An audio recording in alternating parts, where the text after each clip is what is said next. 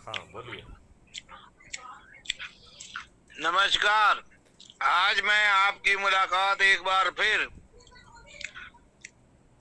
पूर्व डीजीपी मध्य प्रदेश माननीय मैथिली चरण गुप्त साहब से कराने जा रहा हूं, जो पूरे देश में घूम घूम कर लोकतंत्र की मजबूती के लिए लगे हैं। मैथिली चरण साहब, पहला सवाल। जी। दिल्ली 3 दिन आप प्रवास किए। जी। इस दौरान आपकी प्रमुख गतिविधियां लोकतंत्र को मजबूत करने के लिए क्या क्या रही, जनता को थोड़ा विस्तार से बताएं। एक हमारे यहाँ का न्यूज़पेपर है राष्ट्रीय हिंदी मेल, उसका जी। दिल्ली संस्करण जो है वो उसका उद्घाटन कल था। उसमें सम्मिलित होना हमारा मुख्य उद्देश्य था। जी। और इसके अलावा और भी प्रतिष्ठित लोगों से मिलना और भी लोगों से जो है क्राइम फ्री भारत के बारे में जागरूकता पैदा करना है। और कल जी। हमारी एक पार्टी है बेसिकली जिसने मुझे राष्ट्रीय संयोजक के रूप में मनोनीत किया है। और अपने संविधान में संशोधन करते हुए अपराध जी। मुक्त भारत मिशन के सभी एजेंडे और घोषणाओं को उन्होंने अपने पार्टी के संविधान में स्थान दिया है। कौन और सी पार्टी है वो? उसका नाम है राष्ट्रीय जनतांत्रिक पार्टी सेकुलर। ये अध्यक्ष कौन है इसके? श्री संजय सिवाल अध्यक्ष हैं। और अध्यक्ष के ऊपर अब जो पार्टी संयोजक है वो अध्यक्ष के ऊपर रहेगा। और सभी जो है मामले जो है वो अब पार्टी संयोजक द्वारा अनुमोदित किए जाएंगे। बहुत बहुत बधाई हो आपको इस शुभ काम के लिए। ये काम तो करना ही था, क्योंकि अल्टीमेटली यदि राजनेताओं को पराजित करना है तो उसके लिए एक पार्टी, आज के विधान का पालन करते हुए एक पार्टी होना ज़रूरी है। और उस जी। पार्टी ने इस बात को जो है अपने संविधान में हिस्सा दिया है कि केवल जो अधिक से अधिक लोगों को जोड़कर राष्ट्रीय जो अपराध मुक्त भारत मिशन जो जन जन तक पहुंचाएगा, ऐसे मेरिट लिस्ट में आने वाले लोगों को ही विधायक का टिकट दिया जाएगा, सांसद का टिकट दिया जाएगा। बहुत बढ़िया। तो अब आप हमें ये बताइए कि संजय जी ने जो है 21 लक्ष्यों को समायोजित कर लिया है, सम्मिलित कर लिया है अपनी पार्टी के संविधान में। और तो हमारी जो दो आप मुख्य उनसे जो मेरी मुख्य दो घोषणाएं हैं उनका भी उसमें जो है समाधान किया है, उसमें समायोजन किया गया है। आपकी मुख्य घोषणाएं कौन सी हैं? दो। जो मैंने आपसे शेयर की हुई थी अभी दोबारा शेयर कर लूँगा, जिसमें एक तो 9 घोषणाएं हैं कि जी। भारत में वो मुख्य चीज़ें क्या होंगी। मतलब ऐसे तो जी। 21 लक्ष्य हैं, लेकिन उसमें जी। से 9 मुख्य कौन से हैं। तो जी सर। जैसे कि गुलामों के नियम कानून से मुक्ति। 1 मिनट में उसे खोल लेता हूँ ज़रा, फिर उसको ज़रा। जी बिल्कुल बिल्कुल सर, बताइए। इम्पोर्टेंट है, जनता को जागरूक करने के लिए जरूरी है पॉइंट। हाँ, ये महत्वपूर्ण है। मैं सोच रहा था कि मैं जी। उसे बाकायदा जो हमारा घोषणा पत्र है उसी से उसको पढूं तो ज़्यादा अच्छा जी। रहेगा, है ना। जी। जी उसी से कर लीजिए। हाँ हाँ हाँ। जी। एक सेकेंड।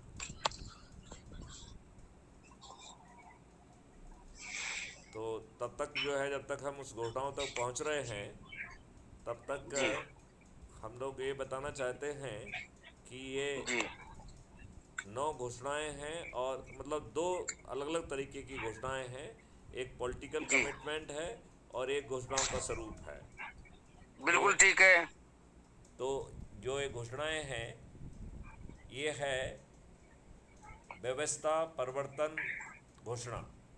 कलयुग में जी कलयुग जाएगा, कलयुग में सतयुग आएगा। बिल्कुल ठीक। 21 लक्ष्यों सहित बाबा जय गुरुदेव की सभी भविष्यवाणियाँ फलीभूत होंगी। पहला जी पहली घोषणा है गुलामों के नियमों कानूनों में आमूल चूल परिवर्तन होगा। ठीक। दूसरी घोषणा है प्रशासनिक व्यवस्था पारदर्शी, अकाउंटेबल होगी और संवेदनशील भी होगी, और इसमें क्षतिपूर्ति का प्रावधान होगा। तो बिल्कुल जो ठीक है। जो जिम्मेवार पदों पर बैठे हुए हैं, यदि वो विलंब से निर्णय लेते हैं या गलत निर्णय लेते हैं तो उन्हें अपनी जेब से लाखों में विक्टिम को कंपनसेशन देना होगा। जी 5 सर्टेनिटी के साथ अपराध एवं भ्रष्टाचार मुक्त होगा भारत, ये तीसरी जी घोषणा है। चौथा है, भारत टैक्स मुक्त होगा, किसी की चेक अमान्य नहीं होगी, कोई दिवालिया नहीं होगा, ये चौथी घोषणा है। पांचवी घोषणा है, जी भारत शाकाहारी होगा, नशा मुक्त होगा और आध्यात्मिक होगा। जी छठवीं घोषणा है, किसानों की आमदनी 5 गुना व मजदूरों की आमदनी 10 गुना होगी।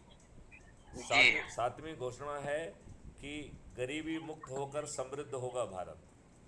आठवीं जी घोषणा है, रासायनिक जहर मुक्त होकर निरोगी व दीर्घायु होगा भारत। और जी नौवीं घोषणा है, विश्व की रिसर्च एंड डेवलपमेंट हब बनकर विश्व गुरु बनेगा भारत। तो जी ये ठीक 21 है। लक्ष्यों के ही 9 जो महत्वपूर्ण बिंदु हैं उनको इसमें घोषणा में समेटा गया है। और इसमें जी एक और महत्वपूर्ण घोषणा भी है, वो भी मैं आपको बताता हूँ। वो जी पॉलिटिकल घोषणा है पार्टी की, और जी वो बताएं। और मिशन की भी वो घोषणा है। मैं ज़रा उसके ऊपर भी पहुँचता हूँ, जिससे मैं जी सर, वही बात कहूँ जो हमारे घोषणा पत्र में लिखी हुई है। तो वो घोष बिल्कुल सही है। तो वो घोषणा पत्र कह रहा है कि चंद्रगुप्त लगातार संगोष्ठियों को आयोजित कर अधिक से अधिक लोगों को जोड़ेंगे, राइट।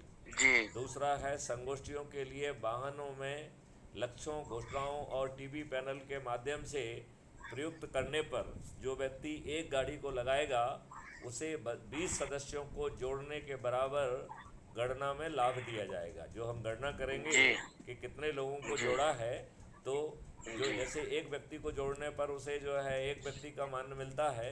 यदि वो एक जी गाड़ी लगाता है जिसमें कि घोषणाओं को पैनल लगी हुई है, टीवी पैनल लगी हुई है, तो ऐसी गाड़ी लगाने वाले व्यक्ति को 20 सदस्यों को जोड़ने बराबर लाभ दिया जाएगा। तीसरी बिल्कुल ठीक है। तीसरी घोषणा है, प्रथम स्थान प्राप्त करने वाला चंद्रगुप्त उप प्रधानमंत्री और उप मुख्यमंत्री होगा। जी चौथी घोषणा है कि 24 से 45 स्थान प्राप्त करने वाले मंत्री बनेंगे। जी पांचवी घोषणा है, प्रधानमंत्री और मुख्यमंत्री व मंत्रालय की घोषणा योग्यता के आधार पर राष्ट्रीय अध्यक्ष मैथिली शरण गुप्त द्वारा किया जाएगा। बहुत बढ़िया। छठवां है, संसद और विधानसभा के सदस्यों की संख्या के अनुरूप मेरिट लिस्ट जी बनाने लाने पर जी संबंधित व्यक्ति को चंद्रगुप्त घोषित किया जाएगा और उसे सांसद या विधायक का टिकट सुपुर्द किया जाएगा। सातवां बिल्कुल लक्ष्य है सही। कि 21 लक्ष्यों सहित अपराध एवं भ्रष्टाचार मुक्त भारत होगा, भ्रष्टाचार मुक्त होगा भारत। सभी इस महापरिवर्तन से लाभान्वित होंगे। आठवां जी है, अपराध मुक्त भारत मिशन के चाणक्य नियम, कानून, नीतियां और टेक्नोलॉजी बनाएंगे व इस पर आम नागरिकों से व चंद्रगुप्तों के साथ विस्तृत चर्चा की जाएगी व आए हुए सुझावों को समायोजित कर परिष्कृत वर्षन हाँ की जीत व ना की हार के सिद्धांत के तहत विधान बनेंगे। जी नौमा है, बिना चाटुकारिता के व खर्च के लोगों को संगोष्ठियों के आधार पर साथ बैठकर चाय पर अपराध मुक्त मिशन के चुने हुए वीडियो सुनकर चर्चा कर व संकल्प लेकर आसानी से हम 21 लक्ष्यों को ज़मीन पर उतारने में सफल होंगे। इसमें एक नोट भी लगा हुआ है, अब मुक्त भारत मिशन के चंद्रगुप्त जो कि 70-80% आबादी का हिस्सा होगा, जब वो छत पर चढ़कर अपने संकल्प को प्रतिदिन दोहराएंगे तो जो 20% जनता है वो भी उनको देखा देखी छत पर चढ़ जाएगी और राजनेता मतदान के पूर्व अपनी हार स्वीकार करने के लिए विवश होंगे। ये तथ्य भी जो है घोषणा का हिस्सा बनाया गया। इसका मतलब है, बहुत बढ़िया। क्राइम फ्री भारत मिशन के जब 80% मतदाता छत पे चढ़ के थाली बजाकर दीपक जला रहे होंगे तो पड़ोसी पूछेंगे कि आप क्या कर रहे हैं।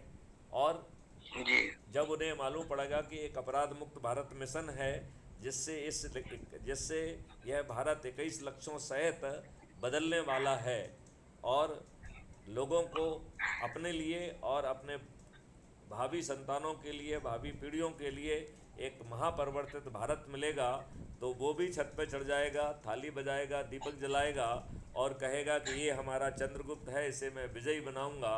उस समय ये दुष्ट राजनेता ना तो इन्हें चुनाव प्रचार में मन लगेगा, ना ही ये आम सभा में उनकी जो है लेने की उनकी हिम्मत बनेगी, क्योंकि उन्हें हूटिंग का डर लगेगा।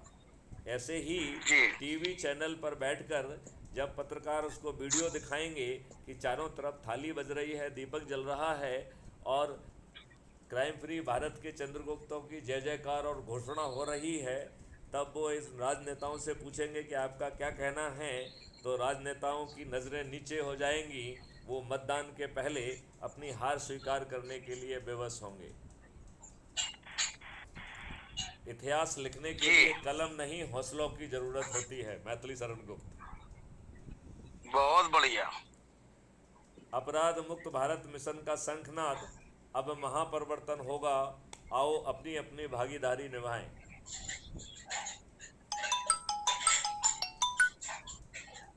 जी ऊंच नीच तो का अब आप भेद न माने वही श्रेष्ठ ज्ञानी है, दया धर्म जिसमें हो सबसे वही पूज्य प्राणी है। इस दुनिया में डर का कोई स्थान नहीं, केवल ताकत ही ताकत का सामना करती है। Maithili Sharan Gupt.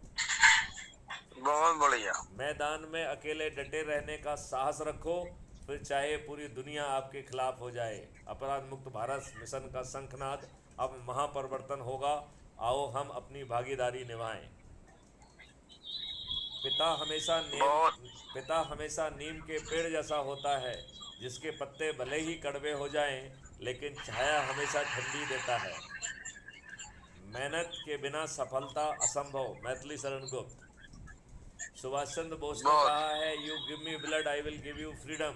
Crime free Bharat mission कह रहा है, you fulfil your membership resolution, I will give U A transformed India. बहुत बढ़िया। सुभाष चंद्र बोस ने हिंदी में कहा है, तुम मुझे खून दो मैं तुम्हें आज़ादी दूंगा। अपराध मुक्त भारत का संकल्प, आप अपने सदस्य के संकल्प को पूरा करो, मैं आपको परिवर्तित भारत दूंगा। बहुत बढ़िया। तो हमारे डॉक्टर अब्दुल कलाम ने कहा है, मंजिल चाहे कितनी भी ऊंची क्यों ना हो, रास्ता हमेशा पैरों के नीचे जाता है। 5 चीज़ें छोड़ दो जीवन में कामयाब होना है तो।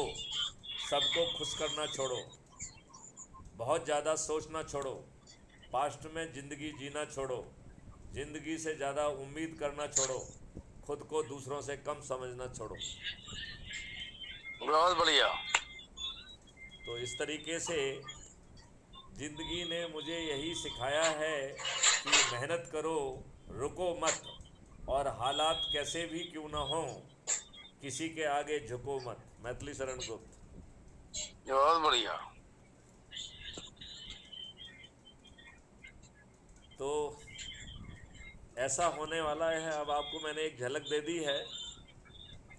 बाबा जय जी गुरुदेव ने कहा है, अब देश का सुधार बच्चे द्वारा ही होगा। मेरी बातों को सुनकर बच्चे एक तरह की फुरफुरी पैदा होती है कुछ कर देने की। इस बात को महात्मा समझ रहे हैं, समय आने पर इन बच्चों को खड़ा कर दिया जाएगा, फिर ये काम करेंगे, यह तो समय बताएगा। आप लोग अपने बच्चों से होशियार रहना। एक कृष्ण की तरह अपने मामा को माफ़ नहीं करेंगे, राम की तरह अपने माता पिता का मोह छोड़ देंगे, बुद्ध की तरह वैभव पर लात मार देंगे और दुनिया को न्याय, नीति और धर्म का आदर्श देंगे। परम पूज्य बाबा जय गुरुदेव जी। बाबा जय गुरुदेव बहुत जी ने बढ़िया। 1972 में ये बात कही थी कि अवतारी बच्चे जन्म ले चुके हैं, कुछ बच्चे स्कूल में हैं, कुछ बच्चे स्कूल से बाहर निकल चुके हैं। इन अवतारी बच्चों को ये ज्ञात नहीं है कि यह अवतारी हैं। समय आने पर इन्हें भान हो जाएगा और ये ऐसा सोच और चिंतन लेके आएंगे जो किसी के सोच चिंतन और अनुभव का विषय नहीं होगा। मुझे लगता है अब बाबा जय गुरुदेव की यही बातें फलीभूत होने वाली हैं।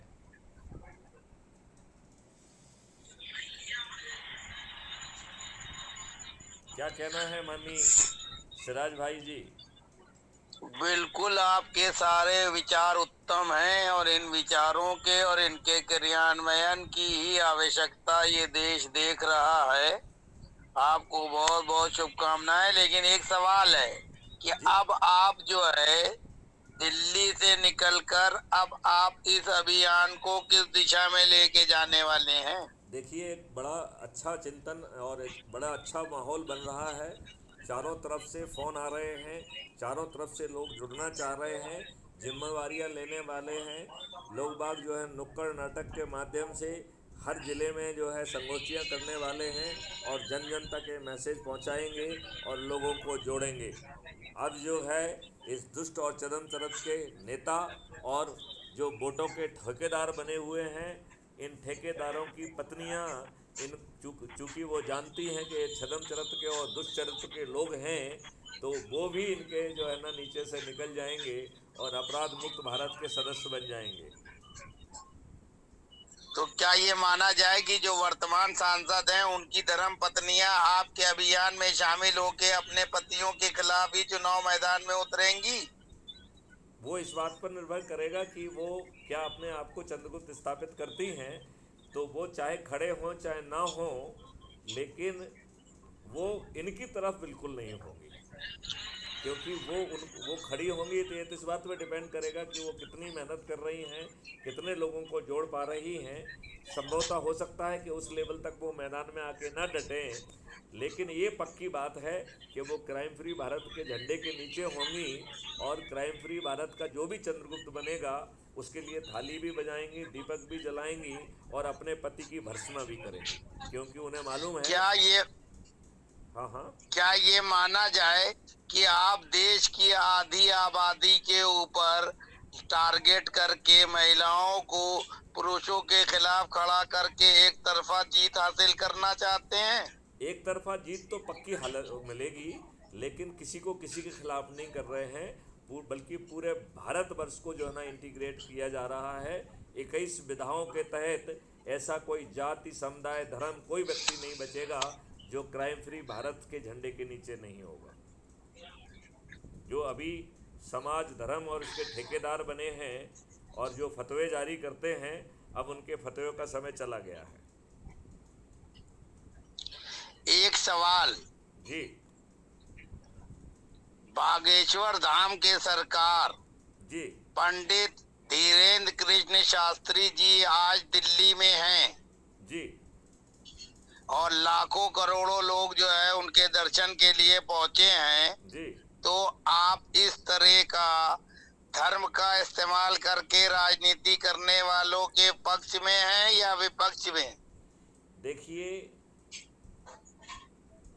आचरण, ज्ञान और उसके माध्यम से लोगों को जागृत करने में कोई बुराई नहीं है, बिल्कुल ठीक। लेकिन जो महापरिवर्तन है वो शुद्ध होना चाहिए, निरापद होना चाहिए, वो जाति और समुदाय और धर्म से ऊपर उठ के होना चाहिए, उसमें जन कल्याण मूल भावना होना चाहिए। क्या जनता के बीच में अपने 21 लक्ष्यों को पहुंचाने के मकसद से आप धीरेन्द्र कृष्ण शास्त्री जी की सहायता लेंगे? यदि वो मुझे वो स्वयं घोषणा करेंगे कि हाँ मैं आपकी मदद करना चाहता हूँ, तो मैं निश्चित रूप से उनकी मदद लूँगा, लेकिन मैं जो है उनके कहने पर करूँगा। ऐसा मैं जाके जो है ना दूसरे लोगों जैसे वहाँ भीड़ नहीं बनाऊँगा। नहीं, धीरेन्द्र कृष्ण शास्त्री साहब तो सनातन धर्म के प्रचार प्रसार में लगे हैं और वो वास्तविक परिवर्तन चाहते हैं। वो ये भी कहते हैं कि हम किसी पार्टी के नहीं हैं, बल्कि हनुमान रूपी मेरी पार्टी है।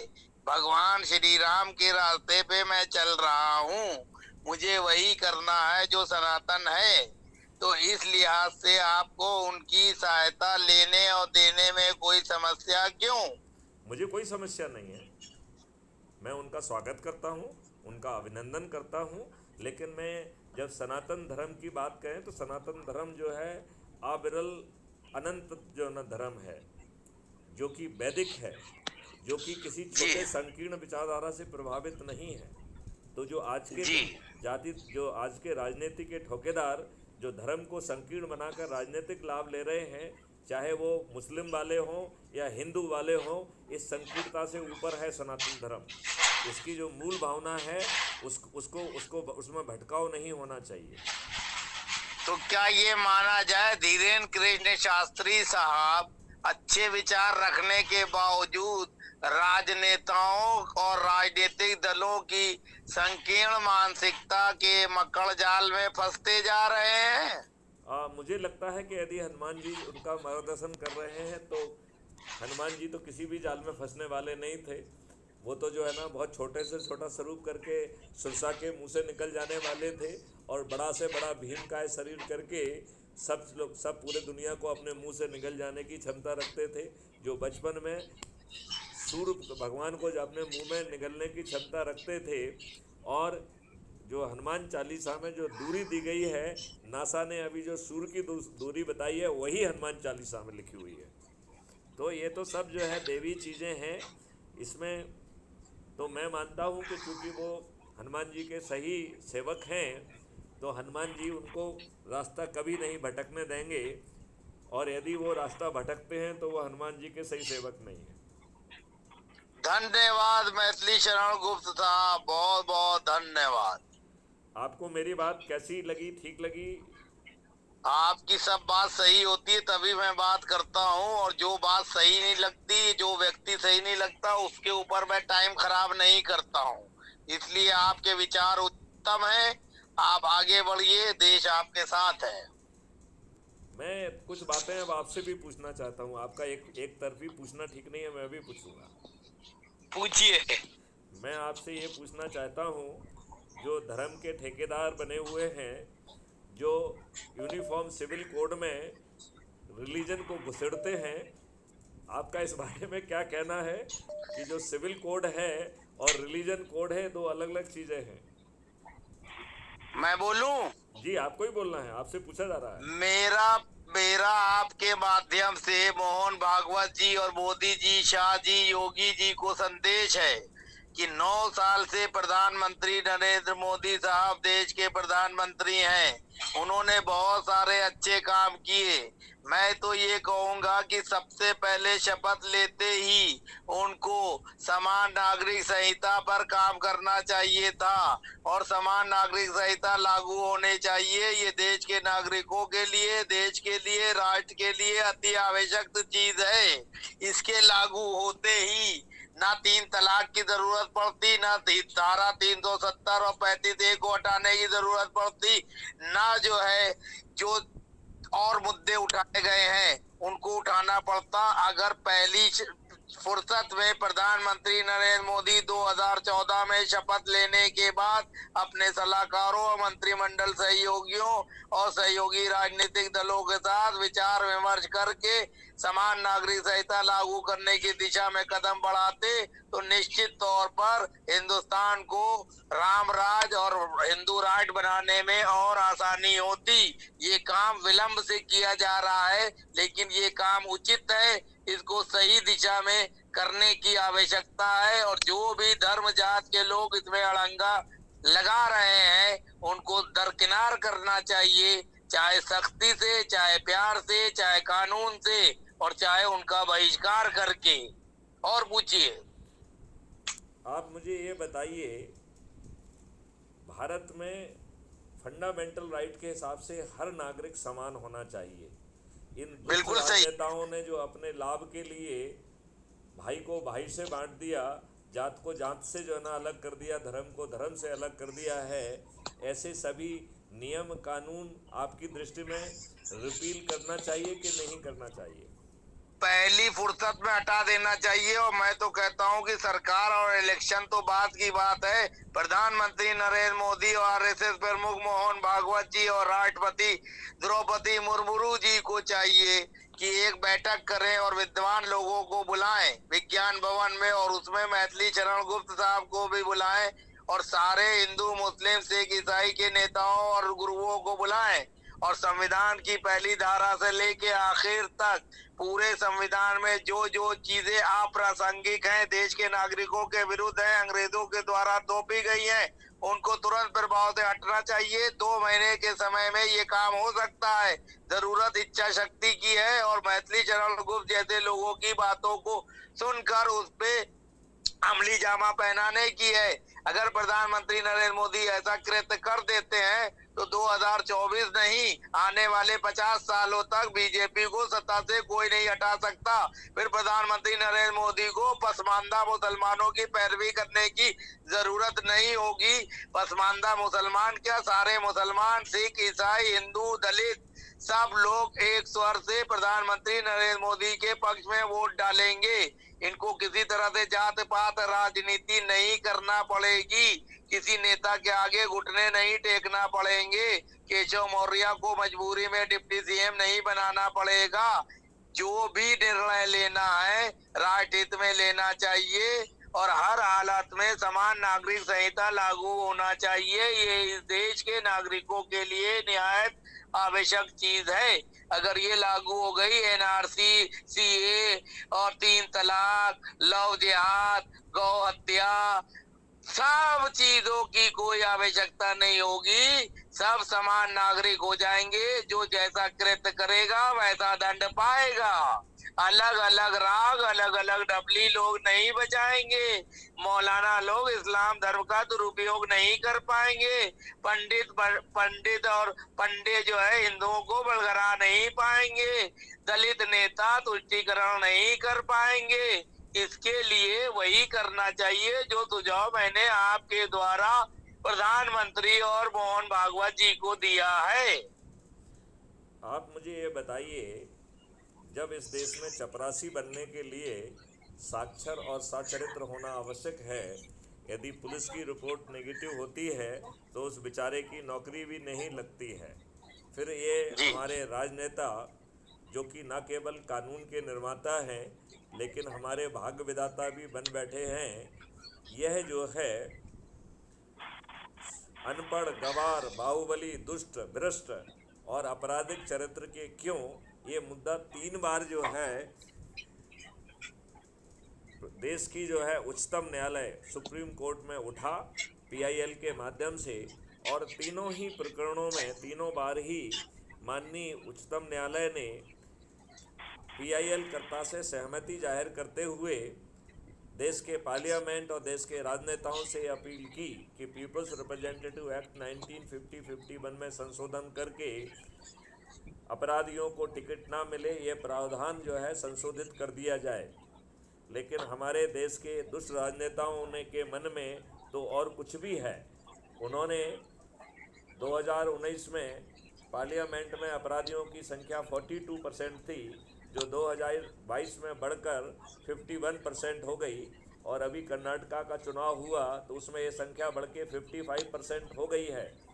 तो क्या आपका आकलन है कि मध्य प्रदेश के चुनाव में ये संख्या बढ़ के 60-65% हो जाएगी और 2024 में यह 70-75% हो जाएगी और देश की जनता पर कहर ढाया जाएगा, चारों तरफ त्राही तराही मच जाएगी?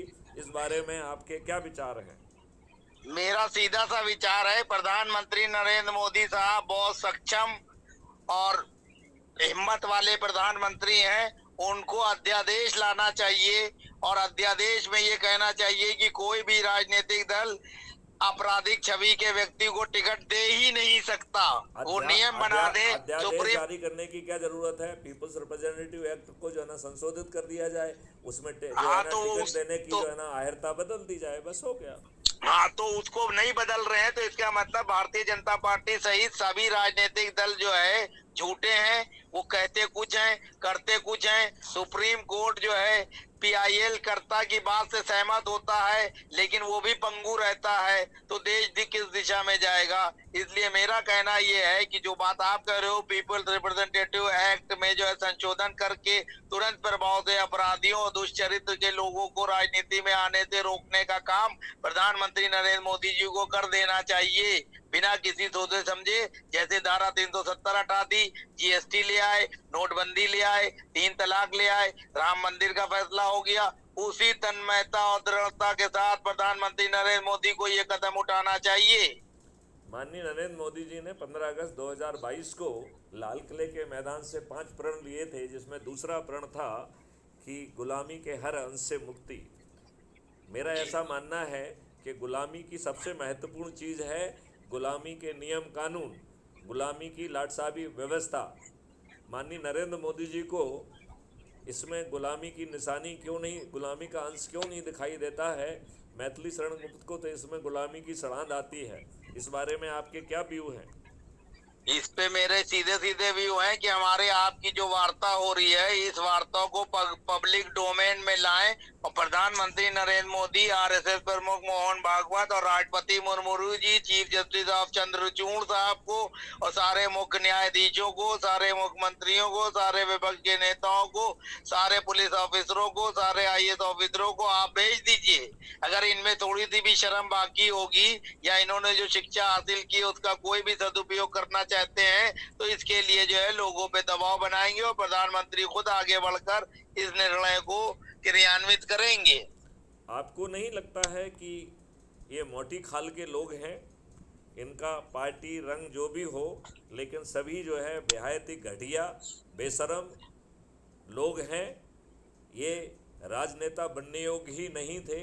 अब समय आ गया है कि जब लोग जो है उठ खड़े हों, अपराध मुक्त भारत के पीछे खड़े हो जाएं और चंद्रगुप्त बनकर अपने सिर पर ताज भी रखें और इस दुष्ट व्यवस्था को 21 लक्ष्यों के साथ बदल दिया जाए। इसके अतिरिक्त और कोई विकल्प नहीं है और कोई जो है ना वो नहीं है, ना माननीय नरेंद्र मोदी जी एक सक्षम जो है ना विकल्प है और ना ही अन्य कोई।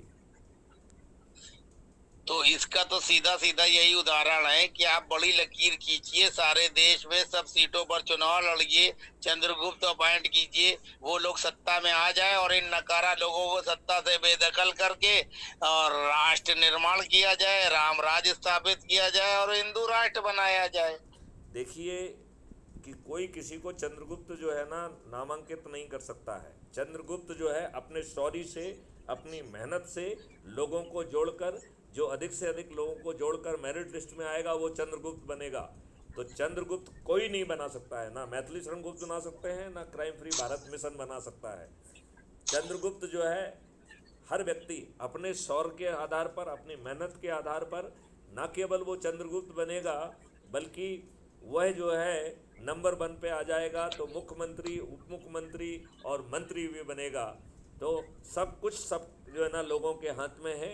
मैं लोगों से अपील करता हूँ, सिराज भाई के माध्यम से भी अपील करता हूँ, देश के हर नागरिक के माध्यम से अपील करता हूँ कि अब इन राजनेताओं का, दुष्ट राजनेताओं का, अनपढ़ गंवार, बाहुबली, भ्रष्ट और चरित्रहीन राजनेताओं के का पाप का घड़ा भर चुका है। खड़े हो जाओ। ये दुष्ट लोग 23 जून में जो है ना पटना में इकट्ठे होते हैं। इन्होंने क्या ऐसा काम किया है कि आपके वोट के ठेकेदार हों? ये क्यों सोचते हैं कि आप लोग जो है जानवर हैं, जहां ये जाएंगे उनके पीछे आप चले जाएंगे? अब इन दुष्टों को एहसास दिलाने की ज़रूरत है। जाग जाओ, अपराध मुक्त भारत मिशन के चंद्रगुप्त बनो और देश को 21 लक्ष्यों के साथ बदलते हुए उसको निरोगी, दीर्घायु, समृद्ध, कर मुक्त, कर्ज मुक्त और किसानों की समृद्धि को और सभी व्यक्तियों को समृद्धि बनाते हुए 2029 तक इस भारत में एक भी व्यक्ति जो है ना तो वो बिना कार्य के होगा और ना ही एक भी व्यक्ति गरीब होगा। कोई भी व्यक्ति जो है स्लम एरिया में नहीं रह रहा होगा और उसे पीएम आवास की ज़रूरत नहीं होगी। आओ इस संकल्प के साथ अभी 2023 में मध्य प्रदेश, राजस्थान और छत्तीसगढ़ को बदल दें और 2024 में सभी पार्टियों के सभी राजनेताओं को पराजित करते हुए एक नए जो है ना भारत का निर्माण करें, जो biggest research and development hub बनकर विश्व जो है ना गुरु भी बनेगा। इस बारे में आपका क्या चिंतन और सोच है? सर एक सवाल पूछूं? जरूर पूछिए। मध्य प्रदेश, छत्तीसगढ़ और राजस्थान में क्या आपकी पार्टी किसी समान विचारधारा वाली पार्टी से गठबंधन करेगी? देखिए, क्राइम फ्री भारत की जो 21 बाह्य विधाएं हैं उनमें सभी पार्टियों का स्वागत है, लेकिन गठबंधन वगैरह के लिए कोई स्कोप नहीं है। उनको यहाँ आकर अपने आप को चंद्रगुप्त साबित करना होगा तो टिकट भी मिल जाएगा और मुख्यमंत्री भी बन जाएंगे, लेकिन वो पार्टी की हैसियत से मुख्यमंत्री नहीं होंगे। वो चंद्रगुप्त नंबर 1 आने के कारण जो है ना मुख्यमंत्री भी होंगे और प्रधानमंत्री भी होंगे, लेकिन पार्टी की स्ट्रेंथ पर नहीं। तो इसका मतलब कोई राजनीतिक दल आपसे तालमेल नहीं करने की स्थिति में है अब? नहीं नहीं, तालमेल रास्ता करने बंद कर दिया आपने? नहीं नहीं, हमने कोई रास्ता बंद नहीं किया। हमने ये कहा कि 21 लक्ष्यों के प्रति समर्पित हो जाओ, अपने से जुड़े लोगों को जोड़ो। चूंकि आप ऑलरेडी संगठित हैं, लिहाजा आप आसानी से नंबर 1 पे हो सकते हैं, तो मुख्यमंत्री बनिए। आप अपनी पार्टी के साथ तो जो ना एक व्यक्ति को नहीं जिता पा रहे हो, तो क्यों पार्टी के साथ जो है ना अपनी एनर्जी और जो है ना इस देश की एनर्जी खराब कर रहे हो? और मालूम नहीं तो किसके लिए। उनको अपनी पार्टी को मर्ज करना होगा आपकी पार्टी में, कि बाहर रह के जो तालमेल हो? देखिए, कोई मर्ज नहीं करना है। क्राइम फ्री भारत एक मिशन है। चंद्रगुप्त बन जाओगे तो पार्टी हाथ जोड़ते हुए आएगी, आपको टिकट दे देगी। मर्ज क्यों करना है? धन्यवाद। आप मेरी बात से कहाँ तक सहमत दिख रहे हैं? 110% सहमत हैं, तभी तो बात कर रहे हैं मान्यवर। चलिए, तो एक बार जो है भारतवासियों से, देश की जनता से, देश के इन दुष्ट राजनेताओं से आप क्या अपील करना चाहेंगे? मैं सीधे सीधे ये अपील करना चाहूंगा कि वक्त है, सुधर जाओ। संविधान को जो है संशोधित करो, भारतीय संस्कृति और भारत के लोगों के हिसाब से उसमें नियम कानून बनाओ, और मैथिली शरण गुप्त साहब जो 21 लक्ष्य बता रहे हैं उसको खुद ही आत्मसात करके क्रियान्वित कर दो। नहीं तो इस लायक नहीं रह जाओगे कि कभी विधायक या सांसद और मंत्री बन सको। बहुत सुंदर बात कही। मैं आपके विचारों का स्वागत करता हूं, और मुझे पूरा विश्वास है कि जो आपके मुंह से निकला है इस संध्या काल में, वह निश्चित रूप से फलीभूत होने वाला है। दिसंबर के महीने में मध्य प्रदेश, राजस्थान और छत्तीसगढ़ में, और 2024 में पूरे देश के लिए। बहुत बढ़िया, शुभकामनाएं। चलिए, जय हिंद, जय भारत, वंदे मातरम। जय हिंद, जय भारत, वंदे मातरम। जय